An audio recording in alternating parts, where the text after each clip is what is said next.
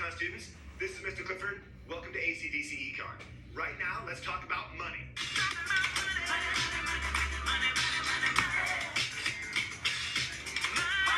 The money market graph is one of the 5 key graphs that you absolutely need to know if you're taking the AP macro exam.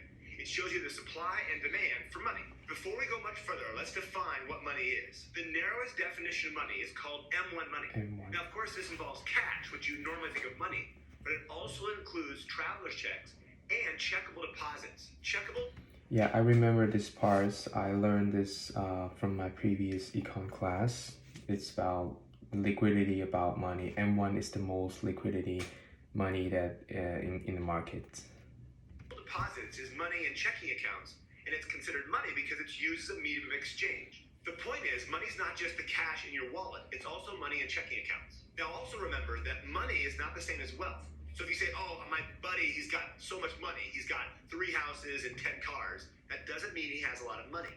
Yeah, that's a good example. Like you have cars and houses, all those assets doesn't make you have money, the actual money, because those has very less liquidity. You can't convert them into cash right away. So yeah. Assets like cars and houses and stocks and bonds are not actually money. The reason why is that these assets have very low liquidity. In other words, it takes time. He explains it right away.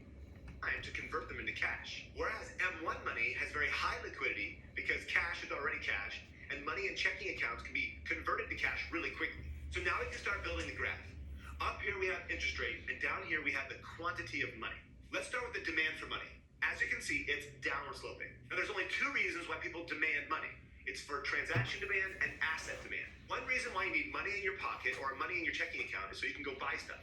That's called transaction demand for money. The other reason why people demand money is because they prefer having a liquid asset as opposed to having some other asset like stocks, bonds, or real estate. So if the interest rate is really high, the opportunity cost of having money in your pocket, in your checking account, is very high, and you do not want to hold a lot of money. That makes sense. That's why the quantity demand is really low. However, when the interest rate falls, then it's not a big deal to have a bunch of money in your checking account or on your person, and so the quantity demanded increases. Like all curves, this curve can shift. For example, if there's an increase in price level, there'll be an increase in the demand for money because people need more money for transactions. Another shifter is income. If income increases, the demand for money would also increase. Another shifter might be a change in technology in the banking system. For example, the widespread use of credit cards has decreased the demand for money because people can use their credit card instead. Now, that is interesting. I don't know there can be so many shifters.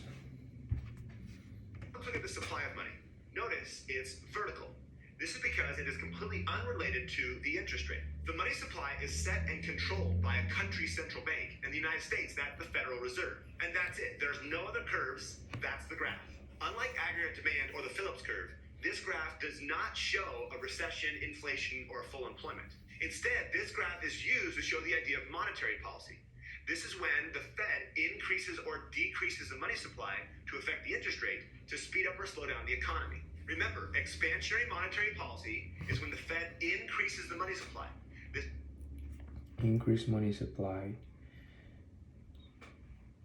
Yeah, that makes sense because when the money supply increase, the interest rate will go down. So people will have more money. They will loan more money from the bank, and they will invest more. So the aggregate demand will increase. This will decrease interest rates, increase investment, and increase aggregate demand. Contractionary monetary policy is designed to fight inflation. This is when the Fed would decrease the money supply. This would increase the interest rates, decrease investment, and decrease aggregate demand. There are 3 shifters of the money supply. They are the reserve requirement, the discount rate, and open market operations. But to learn more about those, you gotta watch a different video. Okay.